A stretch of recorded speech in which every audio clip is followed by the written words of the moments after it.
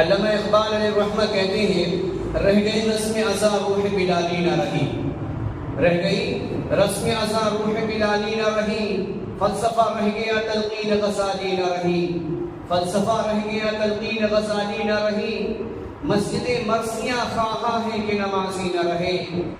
اللہ رب العالمین سورہ المائدہ آیت نمبر 58 میں اللہ رب العالمین نے کہا وَإِذَا نَادَيْتُمْ، جب پکار لگائی جائے، جب پکار لگائی جائے إِلَى الصَّلَاةِ، تو نماز کے لیے نکل پڑو۔ جب اذان کی آواز لگائی جائے تو تم نماز کے لیے نکل جایا کرو۔ اتخذوها، اور جو دوسرے مذاہب کے لوگ ایسے وقت میں وہ اذان کا مذاق بنایا کرتے ہیں۔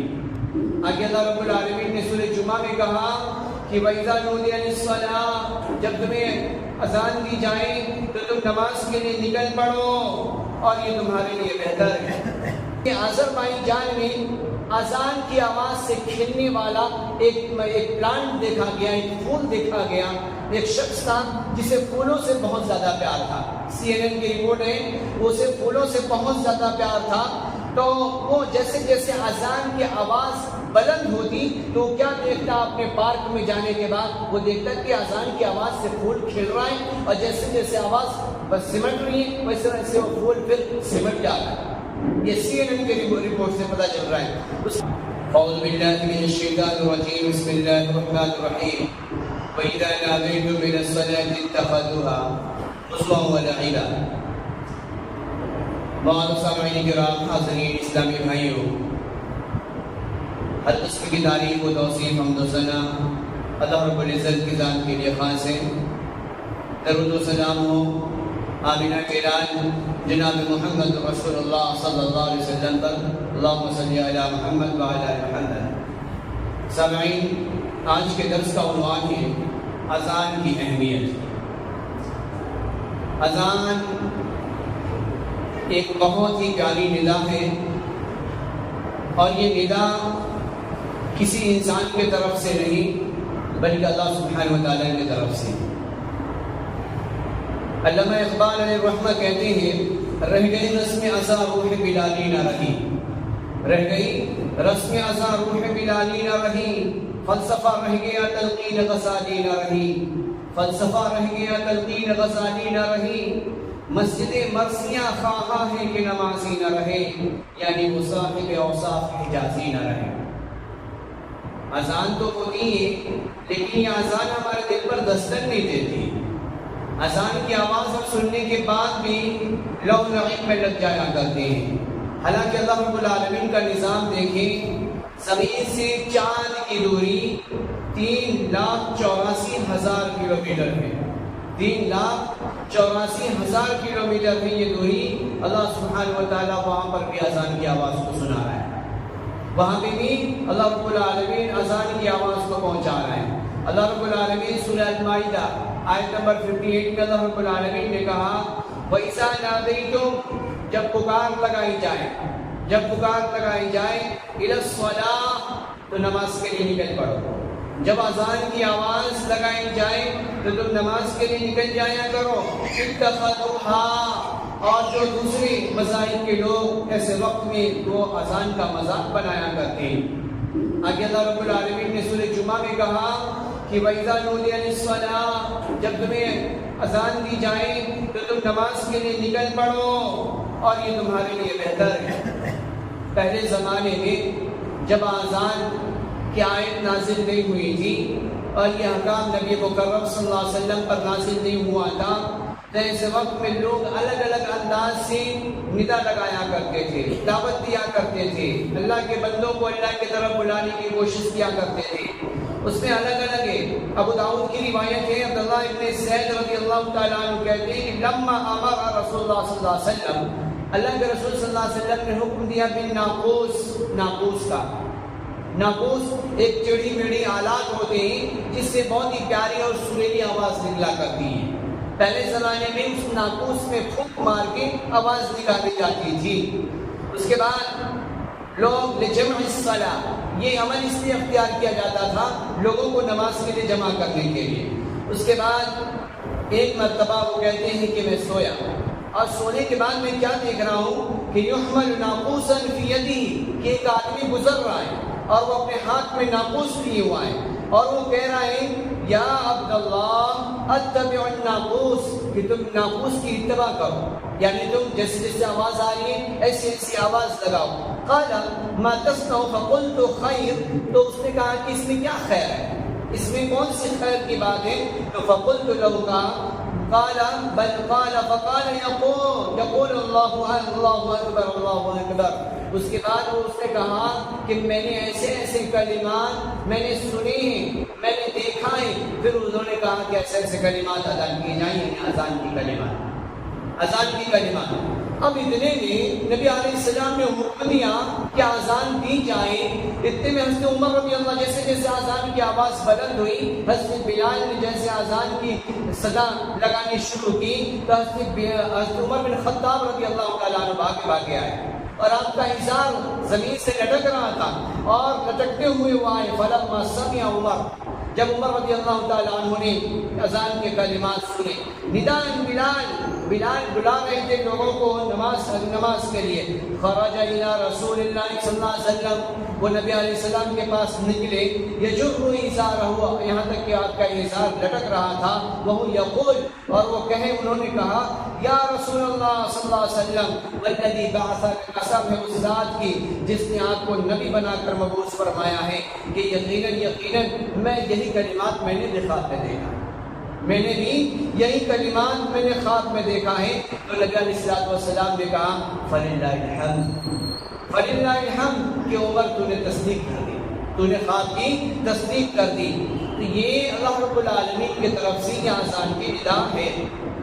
اب دیکھیں نبی علیہ السلام کے زمانے میں، یعنی جب اذان کی آیت نازل نہیں ہوئی تھی، احکام نازل نہیں ہوا تھا، تو لوگ اونچائی پہ چڑھ کے جھنڈا لہرایا کرتے تھے، اونچائی پر چڑھ کے جھنڈا لہرایا کرتے تھے، اونچی جگہ پہ آگ لگا دیا جاتا تھا تاکہ آگ کے شعاع جیسے جیسے پھوٹے لوگوں کو پتہ چل جائے کہ ہاں اب عبادت کرنے کا وقت ہو گیا ہے۔ اس کے بعد یہودیوں کیا کرتے تھے، وہ سینگی لگایا کرتے تھے، یعنی جیسے سنکھ وغیرہ میں پھونک مارنے کا جو چلن ہے، اس طریقے سے یہودی لوگ کیا کرتے تھے۔ اسی طریقے سے اور لوگ ناقوس بنا کر اس طریقے سے لوگوں کو بلایا کرتے تھے۔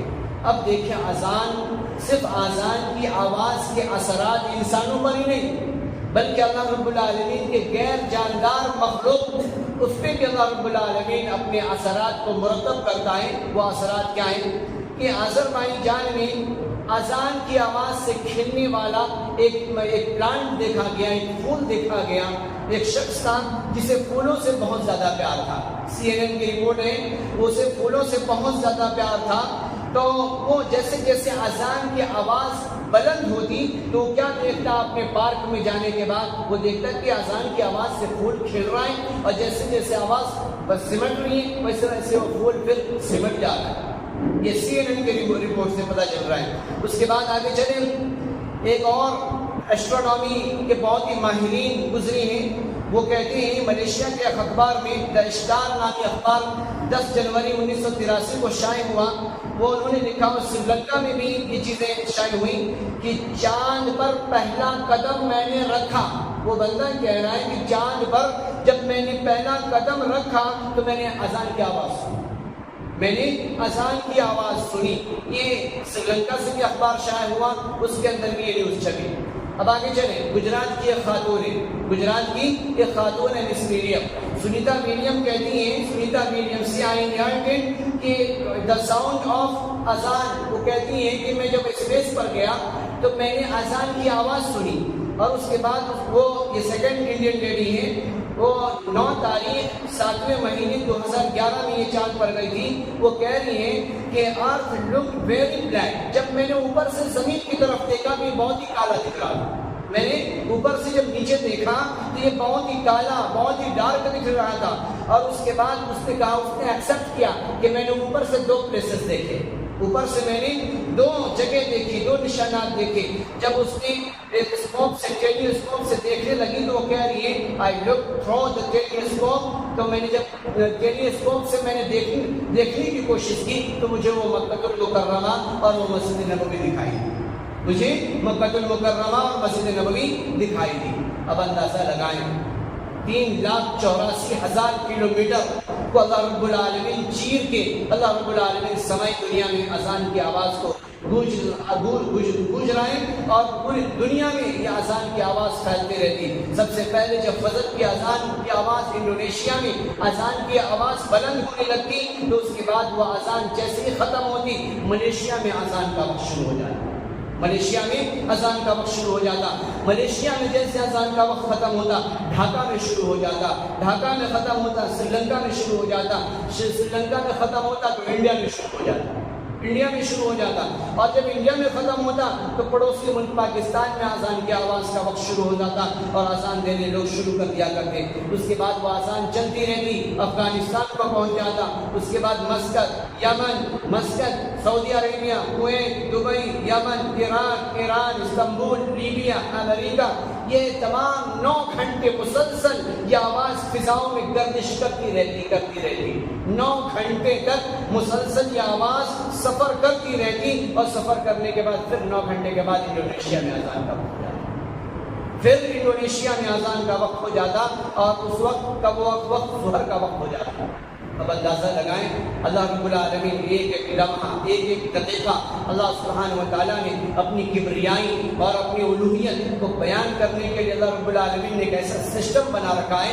دنیا والے الگ الگ حربے استعمال کریں، لیکن اس کا بائیکاٹ نہیں کیا جا سکتا، اس پہ کنٹرول نہیں کیا جا سکتا، اس لیے کہ کسی انسان کی طرف سے نہیں، یہ بلکہ اللہ رب العالمین کی طرف سے۔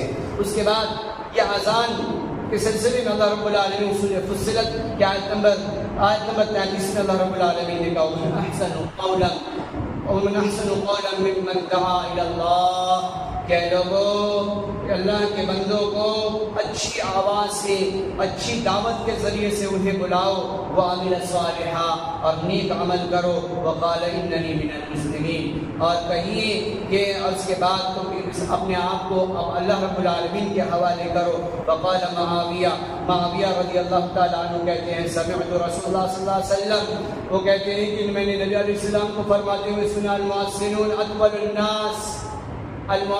اطول الناس اعناقا یوم القیامہ، کہ قیامت والے دن مؤذنین کی گردنیں سب سے بلند و بالا ہوں گی، سب سے بلند و بالا ہوں گی۔ اور اللہ رب العالمین نے یہ اذان کی فضیلت کو اللہ سبحانہ و تعالیٰ نے قرآن میں بھی بیان فرمایا ہے، احادیث سے بھی اس کا ثبوت ملتا ہے۔ اب یہ نہ سمجھیں کچھ مسلمانوں میں ایسے مسلمان ہوتے ہیں کہ مسجد کے بازو میں وہ گھر بھی لینا پسند نہیں کرتے، یعنی بار بار یہ مولوی لوگ بار بار اذان دیتے ہماری نیند میں خلل پڑ جایا کرتی، ہماری نیند میں خلل پڑ جایا کرتی۔ اللہ رب العالمین کی کبریائی بیان کی جا رہی ہے، اور اللہ کے بندوں کو وقت ٹائم مینجمنٹ سکھلایا جا رہا ہے کہ یہ فجر کا وقت ہے، یہ ظہر کا وقت ہے۔ اس سے انسان کی زندگی میں ایک روٹین پیدا ہو جایا کرتی ہے کہ فجر میں ہم اٹھیں، نماز پڑھیں، آسانی کے ساتھ اپنے کام کاج میں لگ جائیں، ورنہ ہم وقت پہ جب اٹھیں گے نہیں، فجر میں بیدار نہیں ہوں گے تو ہمارا پورا شیڈیول ہی چینج ہو جایا کرتا۔ پتہ چلا بریک فاسٹ لینے کے لیے ہمارے پاس ٹائم نہیں، یہاں پہ لے کر ٹیبل پر رکھا ہوا ہے، جلدی ہم اسے سمیٹنے میں لگے ہوئے ہیں۔ ابھی نیند کا خمار ہماری آنکھوں میں بائک رائڈنگ کرنا شروع کر دیا کرتے، جانے کو کہیں اور چلے جاتے کہیں اور۔ تو اللہ رب العالمین نے یہ اذان کے نظام سے انسانیت کی زندگی میں اللہ رب العالمین نے بالکل وقت کی اہمیت کو اجاگر کیا ہے، لہٰذا ہم اس کو سمجھیں، اور اذان دینے والوں کو ہم عیب نہ سمجھیں۔ اور کچھ لوگ ایسے بھی معاشرے میں پائے جاتے ہیں کہ اگر کوئی نوجوان اذان دیا کرتا ہے مسجد میں، تھوڑی بہت مسجد کی کارپیٹ وغیرہ کو جھٹک دیا کرتا، تو لوگ اپنی بیٹی کو بھی نہیں دینا پسند کرتا ہے، وہ تو مسجد میں رہتا ہے، وہ تو مسجد میں رہا کرتا ہے، وہ تو اذان دیا کرتا ہے، وہ مسجد میں یہ کام کیا کرتا ہے، لہٰذا اسے دنیا والے آج کل عیب سمجھا کرتے ہیں، حالانکہ اللہ رب العالمین کے نزدیک بہت ہی بلند مرتبہ ہے اذان دینے والوں کی، گویا کہ اللہ کے بندوں کو اللہ کی طرف بلانا ہے، یہ بہت بڑی دعوت ہے۔ اللہ رب العالمین سے دعا ہے کہ اللہ سبحانہ و تعالیٰ ہم سب کو صحیح سمجھ عطا فرمائے، اللہ رب العالمین نبی علیہ السلام کے فرمان پر عمل کرنے کی توفیق عطا فرمائے۔ یا رب جب یہ اذان کی آواز ہمارے کانوں سے ٹکرائے تو ہمیں مسجدوں کو آباد کرنے کی توفیق عطا فرما۔ یا رب ہم سب کو سچا پکا نمازی بنا، 5 وقت نماز جماعت کے ساتھ پڑھنے کی توفیق عطا فرما۔ جانے انجانے میں اگر نماز ہم سے چھوٹ جاتی ہے رب العالمین اس پر مواخذہ نہ فرما، ہماری غلطیوں کو معاف فرما۔ اللہم تقبل منا انک انت السمیع العلیم وتب علینا انک انت التواب الرحیم۔ صلی اللہ تعالی علی خیر خلقہ محمد و آلہ وصحبہ اجمعین برحمتک یا ارحم الراحمین۔